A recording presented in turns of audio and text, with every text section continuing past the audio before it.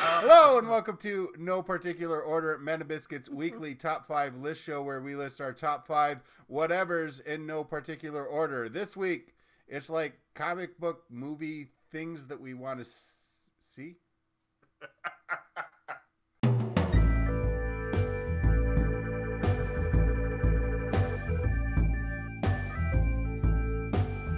All right, as always, we're going to get right into our list. This week, it is the top 5 comic book characters or comic book titles that we want to see in movies or television that haven't already been there, maybe a little bit. I don't know. We kind of stole this one this week. Thank you, Yeah, Steve. thank you, Steve. If you are a faithful Man of Biscuit viewer, you will recognize Steve from the comments, or probably because you know him in real life, as all of our viewers tend to do. But anyway, this week it's top 5 comic book characters or titles that we want to see on the big screen or the little screen that haven't been there already. And we're going to start with TJ this week. TJ. Okay. All right. So I'm starting off my list with something that is somewhat more mainstream, although it is still a Vertigo title, so it's not exactly Superman. And it's Transmetropolitan, a sort of futuristic Hunter S. Thompson wacky gonzo journalism thing. It's a fantastic book. It would translate so well into film. Like the sheer density of visual information that gets packed into that comic would make for a really vibrant living world to make into a movie. And even though the comic did stretch for like 65 issues, you could probably get the heart of the story in a film, which is really difficult to do for a lot of ongoing books. That one I think you might be able to swing at. Next up is one of my absolute favorite books. It's an independently published book, or at least it was for a long time, and then it's been picked up at one time or another by every major comic book publisher in the world, it seems, and that's ElfQuest. The creators, Wendy and Richard Pini, have been attempting to make this into a film for 30 years now. I wish that they would succeed because I love it, and I would really appreciate seeing it getting a larger audience. So even though we are unlikely to see it in film or television in the near future, I do suggest that you check it out in the media that we can get it in, which is comic books. Next up is a really obscure little slice of life comic called The Waiting Place, by a fellow named Sean McKeever, who went on to be a big-time writer in other comics. And it is just a little heartfelt book about what it's like to grow up in a little town in the northern United States and be in high school. I want to say it's set in Wisconsin, but it's still like everything that happens would be applicable to any number of states and any number of lives. It's all about what it's like to be coming of age. It's a fantastic and touching book and would make an excellent film. Next up is Miracle Man, which I've talked about a bunch on the show, so I'm not going to get too into it, but I think that it also would translate very well, either to a film or even better to a limited series on, say, HBO or something, because there's some fairly graphic violence and also some sexual situations that would be difficult to play on, like, your AMCs or whatever.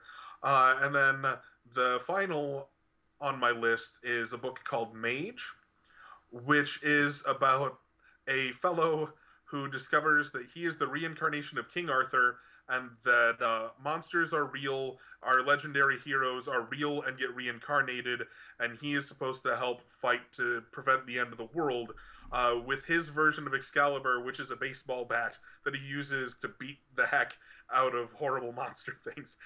It's a really fun and funny book that also dips into some really serious subject matter and would make for an excellent, say, trilogy of films. And it's just awesome. Awesome stuff. All right. So I went with TJ first this week because his list was going to be the best because he's the real comic book nerd. Yep. So now you get to deal with the rest of the shit. RJ is going second. Yeah, actually, yeah. We're gonna go in ascending order of good lists, or descending order. Descending, yes. That descending Wait, means. no, you had it right the first time. Nice try, Jay. No. All right, first up for me is Bigby, the big bad wolf from Fables. Arguably, I could say Fables in general, but the reason I went with Bigby is because of the Telltale game. And I did play through that, and it was amazing, and it absolutely convinced me that Bigby, as a character in the world of Fables, can be the driving force of the movie. Although, breaking with our form here, I'm going to give a pre-honorable mention to Boy Blue. All right, next up on my list is Blue Beetle. He is like the second-rate Batman who is actually kind of cooler than Batman in my estimation. I don't know. I first encountered Blue Beetle in The Death and Return of Superman, and it really got me interested in the character and the series. And I would really, really love to see Blue Beetle on the big or the small screen. Although, let's be honest, it's probably going to be the small screen. It's probably going to be some Easter egg in frickin' Flash or Arrow or something. I don't know, on the CW. But that's all right. That's all right. He'll still be legitimized in some degree. All right, third on my list is Nightwing, also from the DC universe, also tied to that Batman character very, very closely, but I really like the idea of seeing something that closely tied to Batman, which has been so huge in the big and the small screen, getting its own playtime, that sort of thing, getting its own moment in the spotlight. Fourth on my list is Cloak and Dagger. I will be honest, I've never read a single Cloak and Dagger book. I am only vaguely familiar with the characters, but I absolutely love them in Maximum Carnage on the Sega Genesis. They were like the ultimate little power to pull in when you were going through that side-scrolling beat-em-up. And so for that alone, I am willing to say that I want to see them on the big screen. All right, and then finally on my list is someone who has already been on the big screen, but who I think dearly deserves a title of their own, be it a Netflix series. It's not going to be a Netflix series because it's ScarJo. That's the Black Widow. It's only going to be the big screen for ScarJo. I get that, but I would still love to see it. I still remember in vivid detail the first panel I saw of the Black Widow in a Luke Cage comic, and that's all I'm going to say, because it was the 70s, it was a different time, and comics were still very much, at that point, unapologetic in the way they appealed to adolescent males, but I encountered it as an adolescent male. I'm sorry, that's how it happened. But I really like the character of the Black Widow in the Iron Man movies, the Iron Man movie, and then also the Avengers movies. And I'm also a fan of ScarJo. What can I say? Lost in Translation remains one of my favorite movies of all time, so therefore Black Widow. All right. Let's get back to the final, the better portion of this list. Yes.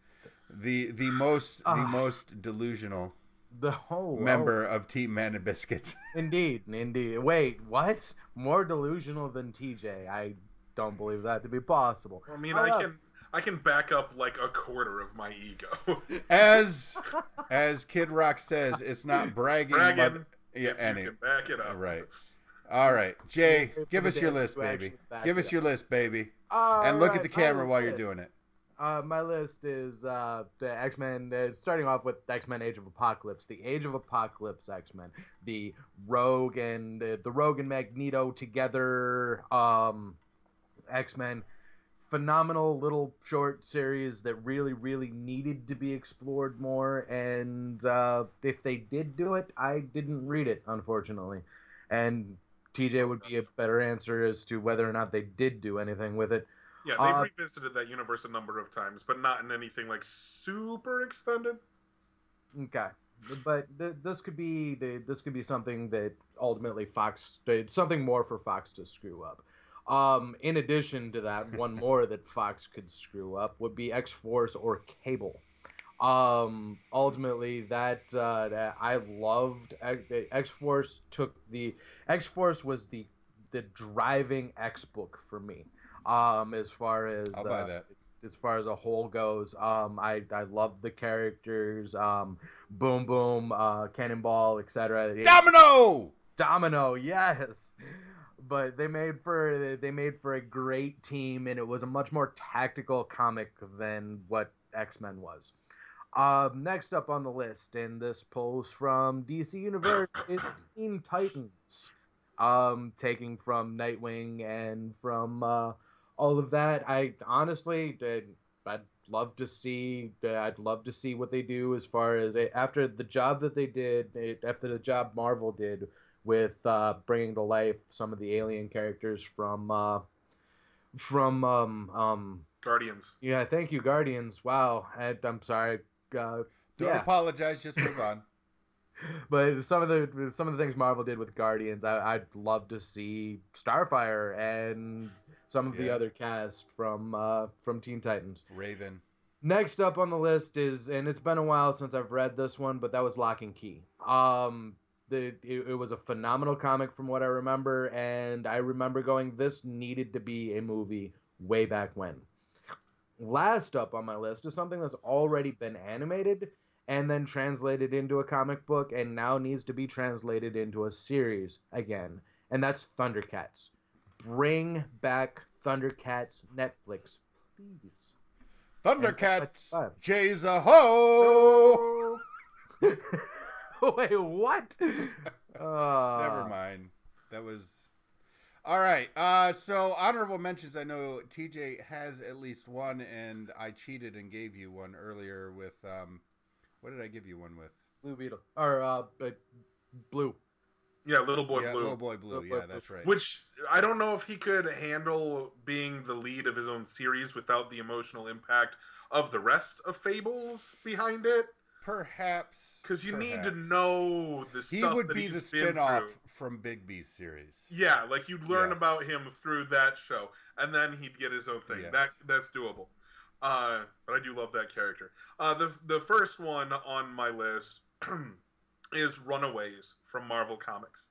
Yep. I don't know if you guys have read it, but it's basically about a handful of kids who have grown up around one another because their families are all friends, and then they discover that their parents are all supervillains, and they're like, no, man, and we're going to run away from home. So this group of, 6 kids ranging from, 8 years old to, 16 years old, give or take, all run away from home to, rebel against their evil parents and try to be good guys. It is amazing, and it's very family-friendly, and it's funny, and, very, action-packed and kind of poppy. Would be an excellent addition to Marvel's on-screen things. In a kind of Guardians of the Galaxy-esque fun movie slot kind of way. And then the second one that I'd like to do as an honorable mention, which was brought up in another format, which is Spawn. I really liked Spawn when I was younger. I think that there's a lot that could be done with that character if it wasn't in the hands of Todd McFarlane. And so if somebody good could actually write a film, because the movie was bad, or a series, the animated series was pretty good. So bring it back and give it to somebody who can actually handle this. It would make a really compelling character. It worked with Daredevil. Yeah. Actually, now that you bring that up, I do have an honorable mention, and that's one that hasn't seen any sort of air, and again from Image Comics, was Savage Dragon. Yeah, Savage Dragon. That one, or Invincible. So many Image books. Yeah. Witchblade. Witchblade. No, didn't they do a series for Witchblade that was they terrible? They did an animated series, like an 8 or 10 episode Witchblade series that was. I only ever saw the animated series. Yeah.